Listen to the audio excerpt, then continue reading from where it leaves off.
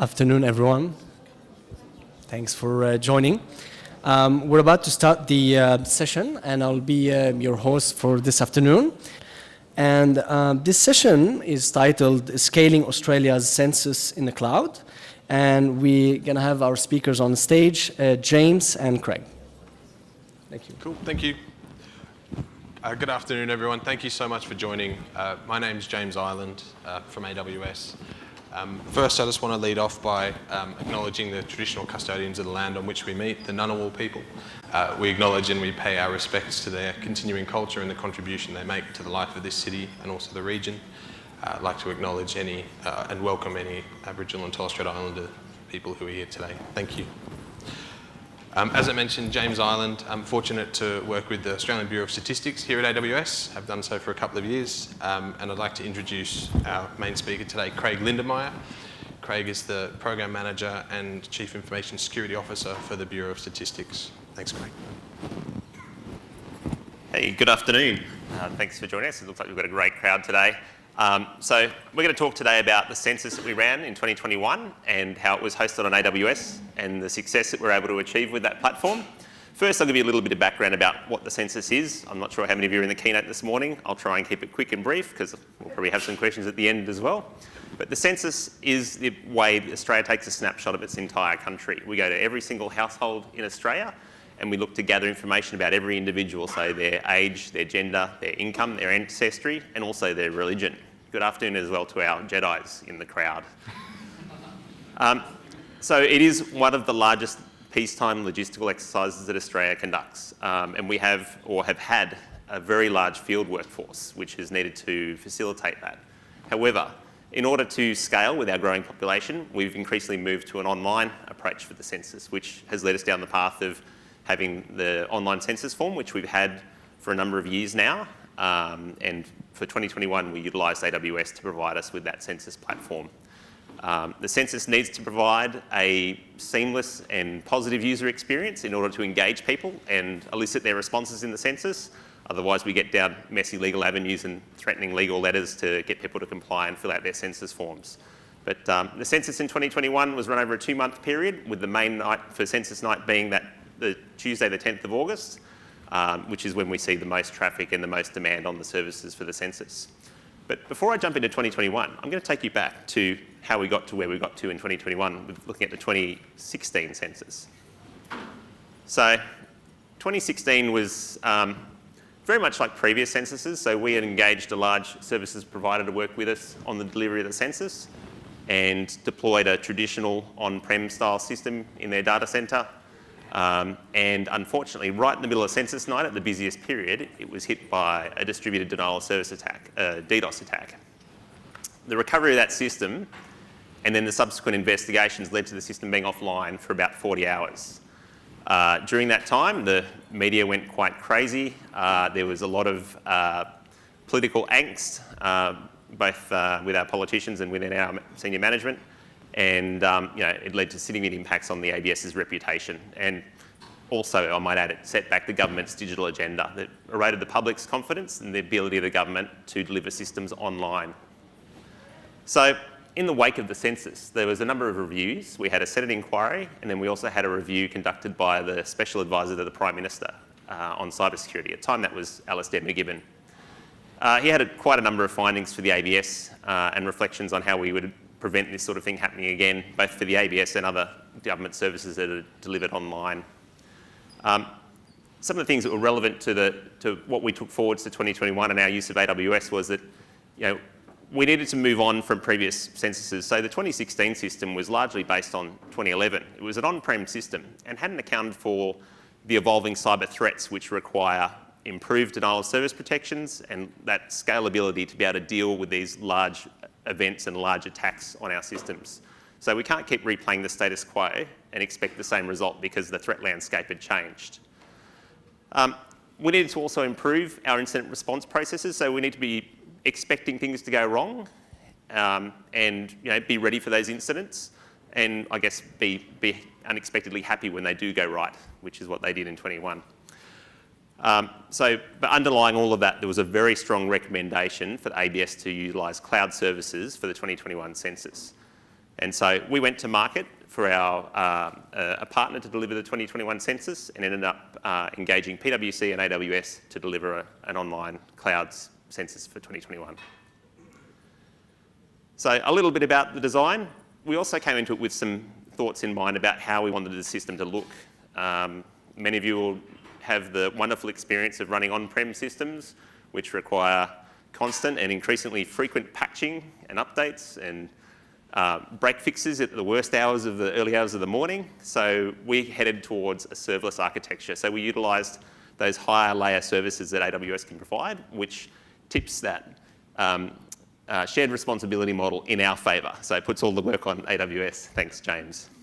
So we had a serverless architecture heavily reliant on Lambda, API Gateway, Dynamo Database, S3, were the key services that underpinned the Census Digital Service. There was not an EC2 instance in sight, which I was very, very happy with.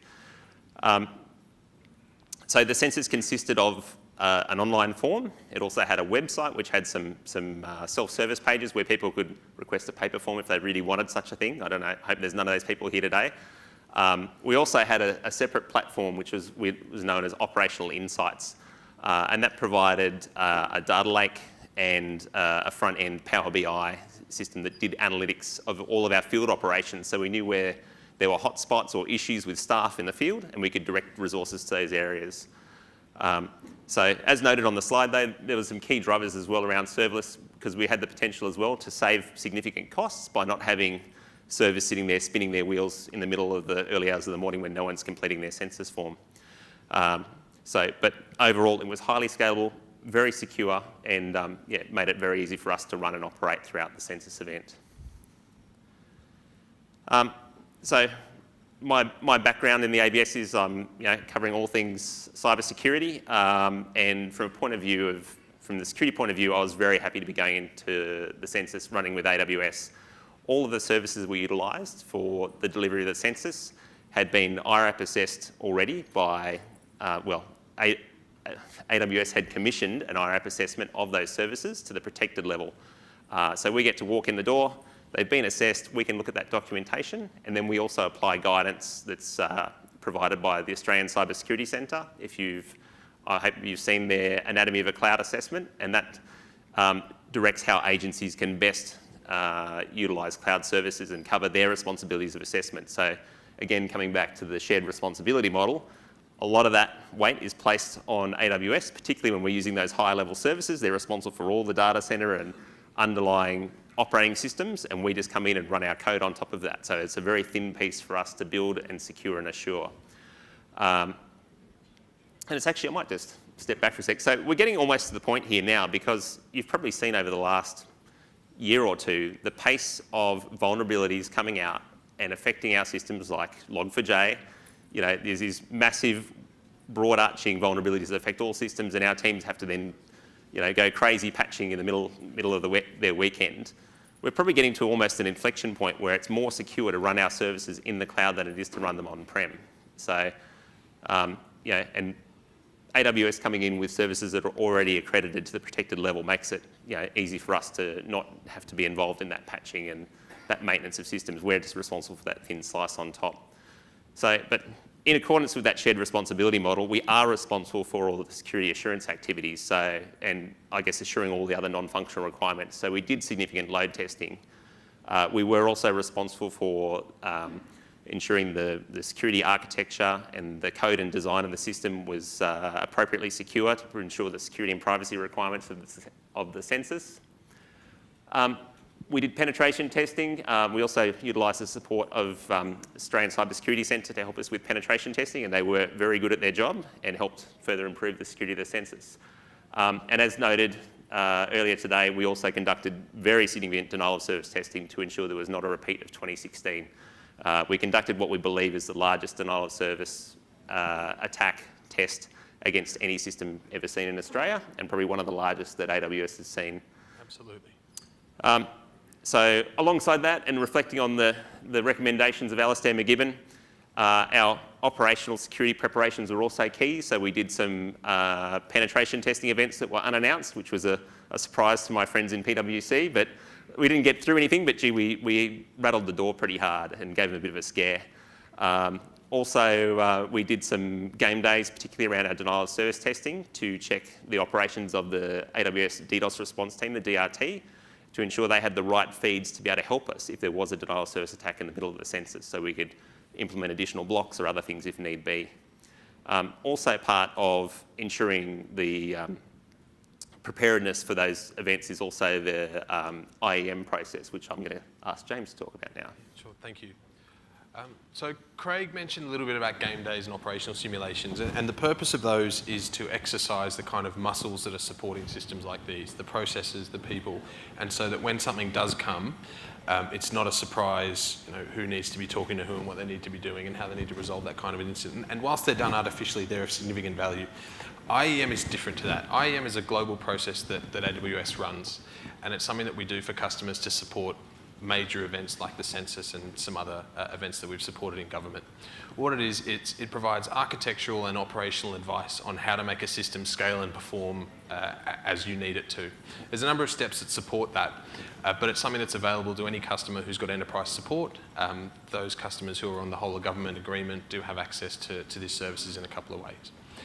What it does is it provides an opportunity for us to sit down with the customer and understand what is your event, what does the system look like, what does the architecture look like, who are your partners, what are they doing, what is their role, what are the processes if something does go wrong, and what support structures do you have in place.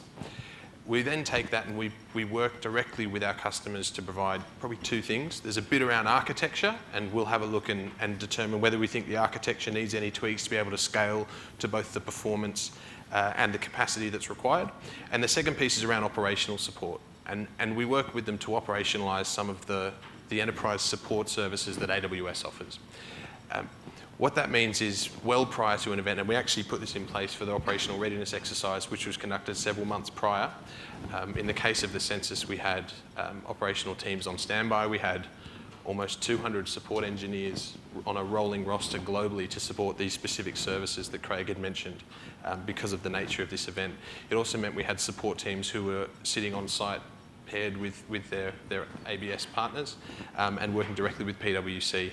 We weren't the primary level of support for the census platform. That was provided very effectively by PwC, and that includes things like Security Operations Center. But what the IEM process does is it's a way for AWS to understand the significance and how this event's going to work, and for us to provide both that guidance and that readiness in case something is needed. We also had the opportunity to work with leaders in our service teams to brief them on what is the census, what services does it use, why is it important, what kind of traffic patterns can we expect, and we worked really closely with the ABS to understand what that could look like both in normal and abnormal situations, and that meant that from an AWS point of view we were ready. The IEM process, it doesn't need to be as significant and as complex as this. It can be as simple as a couple of architecture workshops before, say, a large website launch, as we do for some customers, or it could be potentially doing some more detailed architectural reviews to make sure that the system's capable of scaling. In this case, we did some very significant support given the nature of the event. Yep. Cool. Just wondering if I need to say anything more about that. No, that's cool. Thank you. It's probably, I think I'll probably just touch on one thing just to reiterate one thing you said, is that, again, coming back to the shared responsibility model, the customers are responsible for the operational security of their system. So you need to be watching your own dashboards. AWS are only going to come in and save you bacon if things get really bad and their data center catches on fire. But otherwise, it sits on you as the customer to ensure the security of your systems when they're running in the cloud. So again, always come back to that shared responsibility model and know which services you're using and where that line is drawn. Okay, so given this is we're a 300 level presentation, I have to present an obligatory diagram of the services we have here. This is also an eye test, so if you can't read this, I suggest you see your optician. No, but this is just to give you a really high level feel for what the census looked like. So if we start all the way over here, this is our end user accessing the online form and the website. And we've got a separation of accounts here, and this is providing the layers of security to protect your data in the census. So once you submit your census form over here, it then disappears into another account, which is our sending account. And again, we then provide separation into a receiving account, which provides another layer of separation and preparation. Moves yet into our orchestration account, which prepares the data for being loaded to the ABS. and then comes across finally into our AWS processing environment, which is our data warehouse and processing for the census data. And these layers prevent a potential attacker coming through, but also it means that there's no residual data hanging out here on the edge waiting for an adversary to come and pick it up. So there you go. I hope you can all read that. We can take some questions at the end if there's any interest in the minute details down here. And this is all serverless, isn't it? Yes, all serverless. Sorry, I'll go, see if I can go back. So you'll see not an EC2 instance to be found. Very, very good. So this is probably the bit that's more interesting and probably applicable and reusable to other organisations. There's the general pattern of what we've done here. This is the external facing pieces which make up the online form for the census. So again, if I won't get in the way of people's photos, you can take a photo. And then if we come all the way over to here, here's your end user with their browser. The first layer of defence we have here is, what have we got at the top? Shield, which is providing the DDoS protections against the site. And this is protecting against your large volumetric style denial of service attacks. Inside, we've got the firewall manager, which is providing firewalls to protect network-based attacks, and our AWS WAF, which is protecting against various types of application layer attacks against the census. You've got CloudFront, our content delivery network, which is caching that static content around the world. It's mostly Australia-based for the census, but we do have people who are running VPNs and coming from on-ramping from strange mobile service providers, which make them come in from offshore. So CloudFront helps soak up that capacity and serve it out to people. But the static content for the census came off S3 and then was served out through CloudFront. But the real interesting part is down the bottom here where all the heavy lifting happens. So again, providing another layer of defence as part of our defence in-depth approach. We've got our regional WAF, which is providing protections for our API gateway, which is sitting behind. And then we have Lambda, which is where our code executes natively in the cloud on AWS. So behind that, database provided all of the data storage for the runtime operations of the census. So that was where all the data was stored for people when they can submit their census response, and other runtime information that was needed for the running of the service. But yeah, I think this is a really good pattern. It's something we've looked to take forwards with our future of our online services and reuse elsewhere. But works really well. And again, coming back to our testing and assurance, so key part of our testing, especially around denial of service and other application exploits, leads us down the path of tuning our WAF services to ensure that we're defending against the right level of attack. So you can't just pop these things in place and expect they're going to work.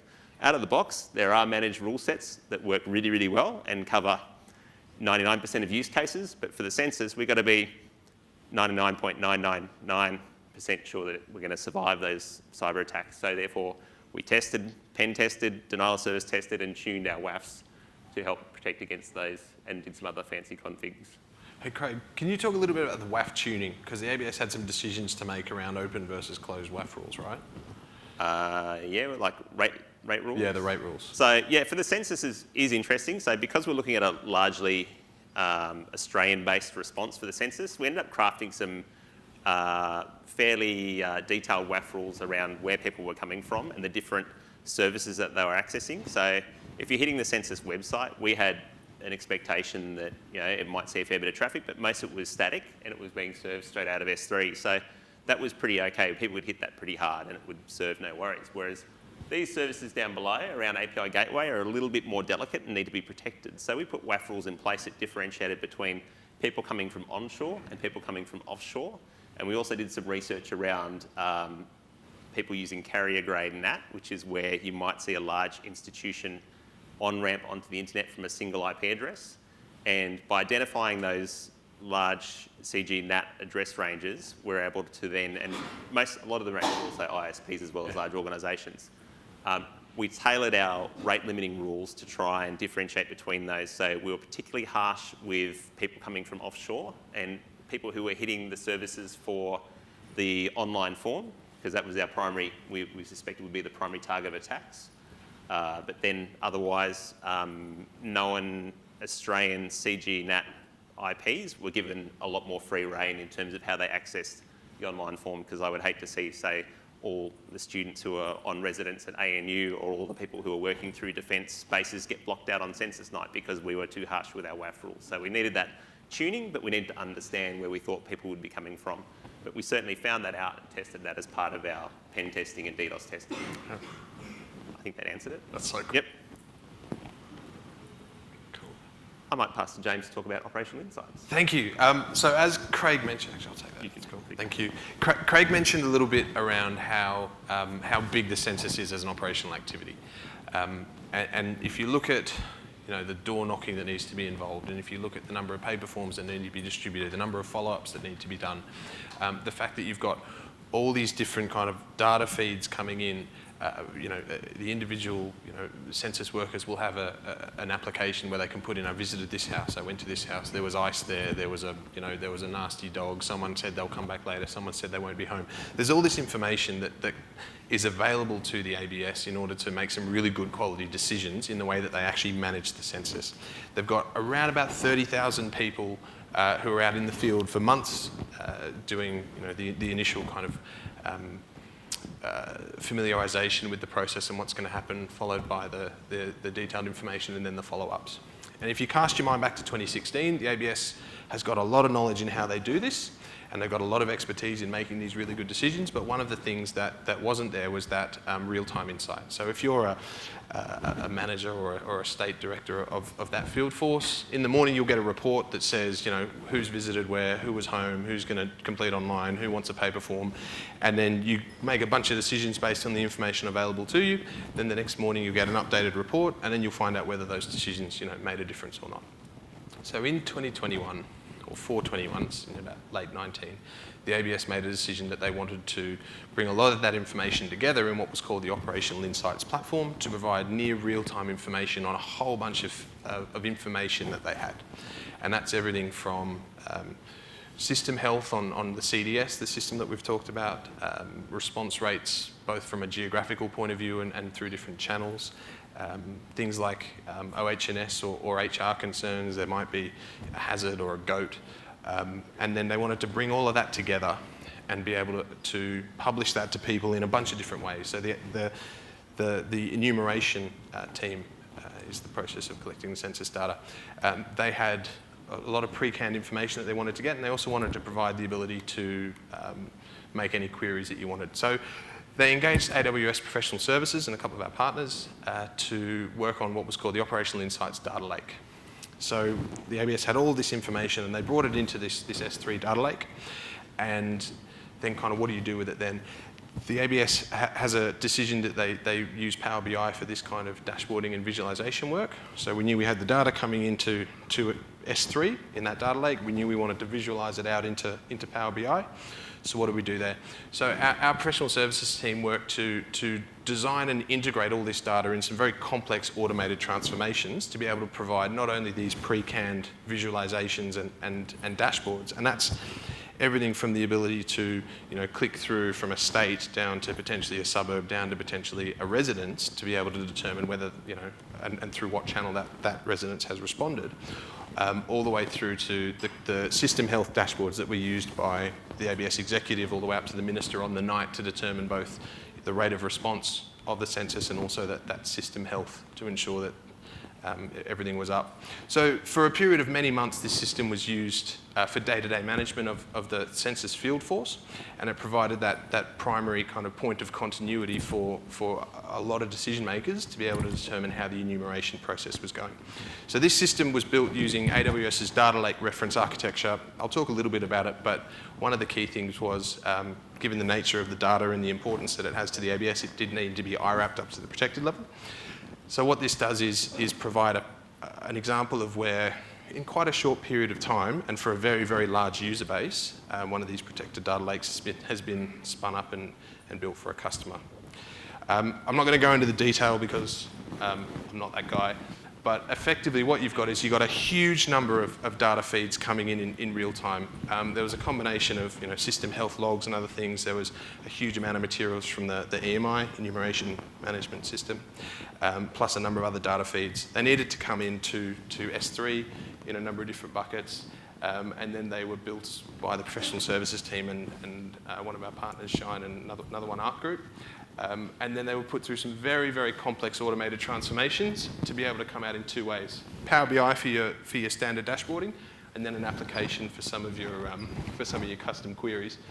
It did use a lot of cloud-native services to do important things like how do you manage encryption, how do you manage access, how do we federate back to the AWS directory and other things, and then it was IRAPed to the protected level in order to meet the AWS's security standards. And this is a pattern that has since been adopted by a number of other customers. It's probably all my bit on OA. I was just going to say, I might say couple more things around this. So again, like the online form, the digital service, you'll notice no server operating systems. It's all serverless, using those higher layer services that I really love as a security guy. Probably the other thing was, as James said, it was the AWS took these protected services and then we did our customer side responsibilities and we did an IRAP for this solution at the protected level because we have a lot of potentially sensitive personal information around residences around the country flowing into this system, so we need to ensure that we're protecting the security and privacy of Australian citizens with this. So that was pretty good because then, as part of our responsibilities, we needed to ensure our administrators had the right levels of security clearance to be able to access and manage this environment. But then when it comes to our executive, we just spat Power BI reports out to them, which were an unclassified product from this environment to provide that insight on what's happening in the field. But again, really, I really like this pattern as a security person. And also as a manager too, I don't mind it either. So the end result of the census, we had a very successful census. We had over 96% of Australians complete the census form.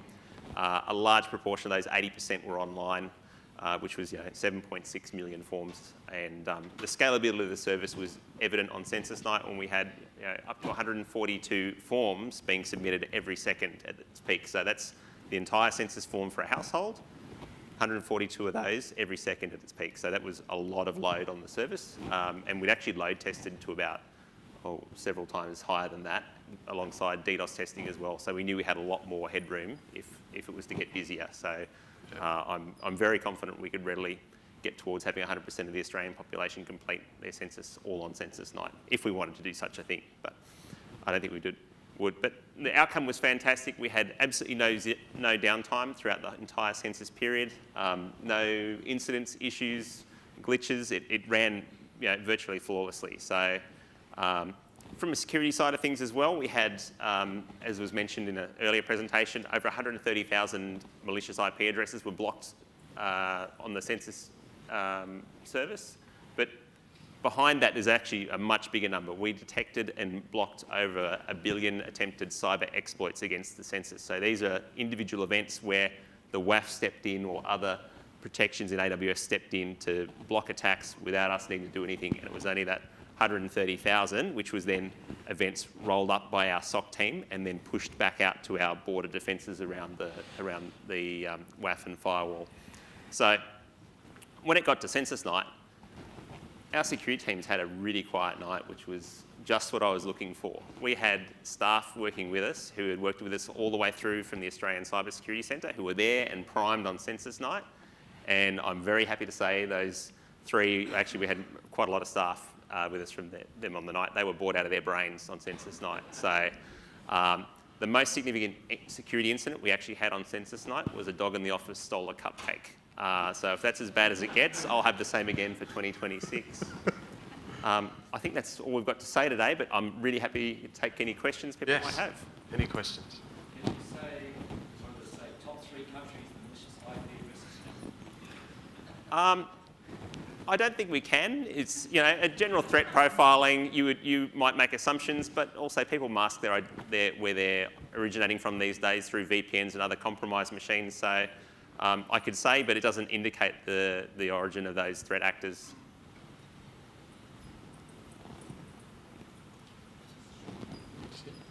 Were you worried about the operational Yes. So the effect of COVID was huge. So throughout the initial stages of the census, when our people were going into the field, we were having issues with our field officers getting COVID or citizens and areas in Australia going into lockdown.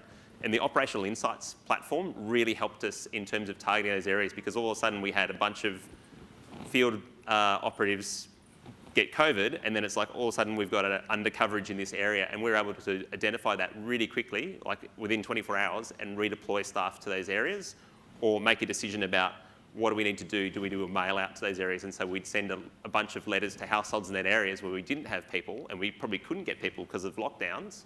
We could get those letters out and get people to come online and do their census. So we were certainly affected. Also then 2 days after the main census night on the 10th of August, Canberra went into lockdown, and our whole team had to scatter from our ops centre. We're all then sent home, and we all had to work from home and then try and manage that and all of our daily stand-ups remotely. But the system kept ticking, and census responses kept coming in. But we just had to navigate around COVID like a lot of other agencies with their events. Is it possible that there were non-malicious IPs that were captured by the malicious detection system? It is possible that there could have been non-malicious IPs blocked out. So as part of like 130,000 malicious IPs that were blocked out, we wouldn't have looked in a great deal of detail at any one of them, but we had a set of sort of characteristics that our security operations team were looking at. So they sort of said, high confidence, you've hit us, 1,000 times in a second with a, SQL injection string. You're just going in the bad list for a long time, and we won't see you again. Whereas something a bit more subtle, we did explore those and try and bottom them out before we put them in the block list. But there is a risk that, you could be blocking legit users, and that's where you need to be careful about your rules. And we, I guess, prefer to use automated WAF rules where you go into you break the rate limiting rule, you go into the naughty corner for 5 minutes, 15 minutes, and then you come back out again. So hopefully we're not going to be blocking citizens. And that was a key thing behind a lot of our testing, was to ensure that we had our WAF rules set correctly, that we wouldn't be blocking legitimate users on census night, because we do see a very big peak when we get to that Tuesday night and people pile in straight at the end of, I don't know, what is it, maths or something. Yeah. They want to get online and do their census. Yeah.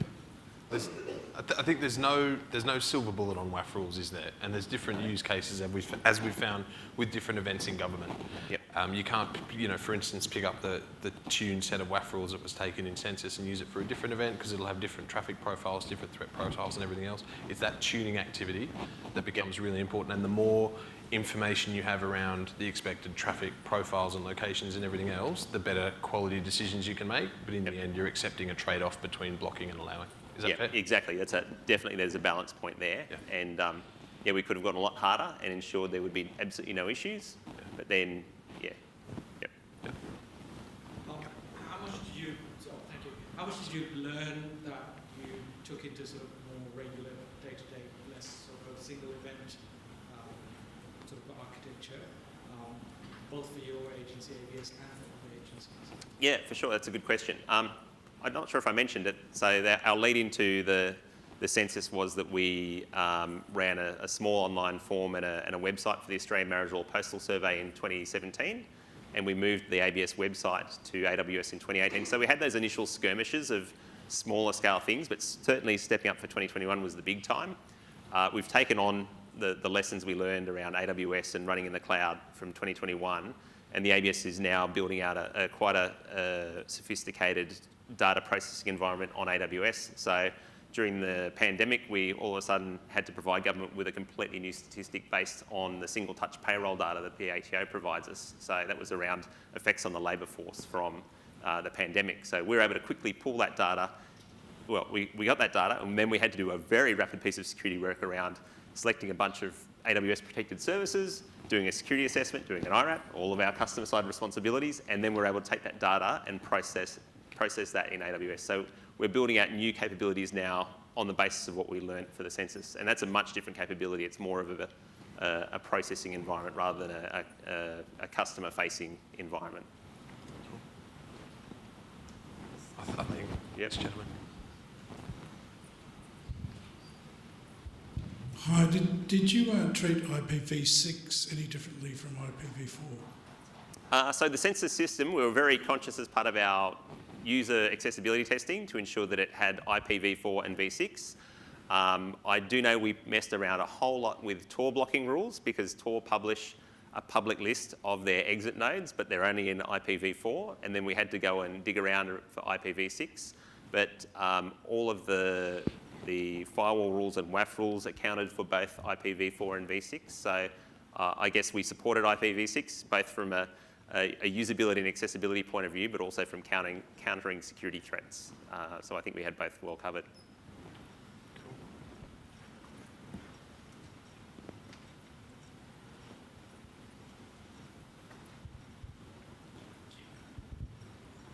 Just two quick questions. In regards to the security preparation work, how much of your time preparing this environment was done in that cyber security prep work? And the second question is how much of local zones or outposts you might have used as part of tuning your environment to optimise it for customer engagements? Okay. That's probably I think the first question is pretty big. So we had a very extensive security program around the whole of the census. So the Census Digital Service was very big, and that was the crown, the jewel in the crown. But there are a large number of services as well, like the operational insight system. We did over, I think the count was somewhere around 250 individual system security assessments just for the census. A number of systems were IRAP'd twice, once for our major test and once for the main event in 2021. So we did more IRAPs than I've done in probably the last preceding 5 years or so. Our security team was quite large. At the peak of census, we had 30 staff probably working across cybersecurity, plus a number of contractors doing our security assurance pieces. Meanwhile, PwC were doing all their legwork, but as my friend Alastair McGibbon likes to say, we need to trust but verify the work of our service providers, and I'm glad we did, because PwC did some great work, but we still found vulnerabilities in their system that needed rectification before we could go live. So you need to do that legwork. So yes, there's a lot of security work, and I'd hate to see how much more there was if we were lower in the stack. Like if we decided we were going to run EC2, we would have been still here today doing that security assurance work probably. Yeah. Sorry, what was the second half of your question? Whether you used outpost or local zones for optimising your customer engagement? In terms of the field staff? Yeah, either the field stuff or census.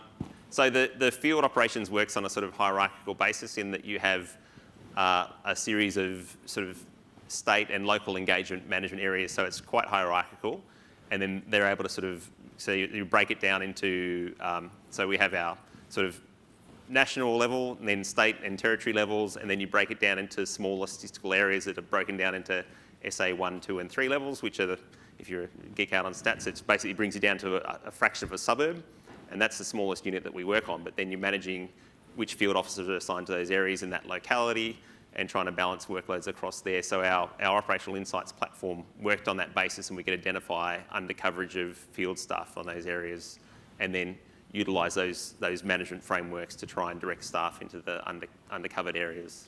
And Craig, from an infrastructure standpoint, everything was out of the Sydney region, yeah?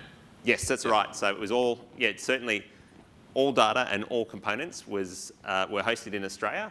The only exception to that is the static content, which gets cached by CloudFront globally, and provides that global capacity to serve Specific public-facing content. Yes, public-facing content, and it's completely public domain content. Yep.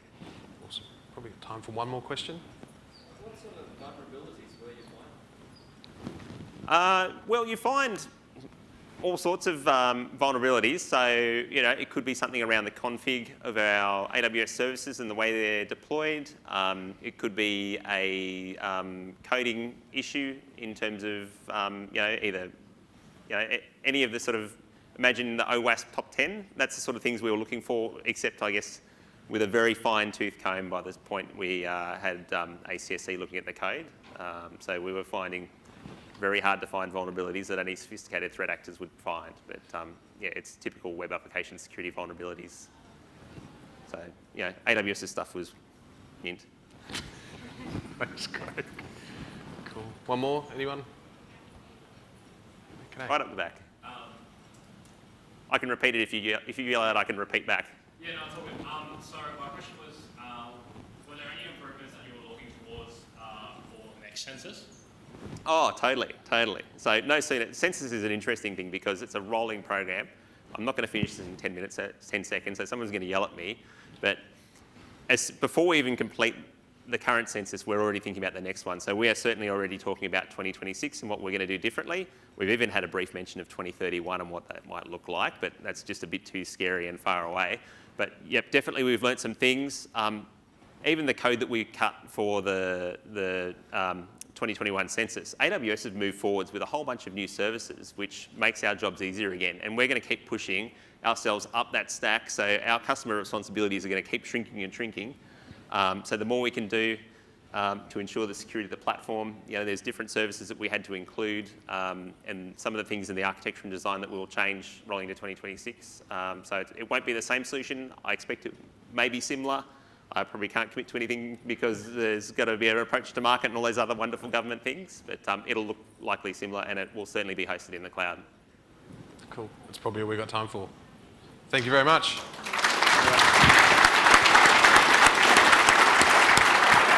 Cool. Thank you. Done. Oh, I got a little bit of housekeeping, sorry. One of the things we're really big about, so I don't get the sack, is training. So there's two really good ways you can do that. Number one is some always on-demand, self-paced training through AWS Skill Builder. Would highly recommend you jump on this, aws.training. You can learn about basics, you can learn about some of our really good services around things like big data, things like databases, the things that you've seen. And then if you think that's really interesting, you can get certified. Certification's really good for you in terms of building that knowledge, really good for your CV. Skills shortage, we all know it's out there. I will ask you for one other thing. Please jump on. Please rate us highly so that we might come back here in 2026 and do it again. Thank you.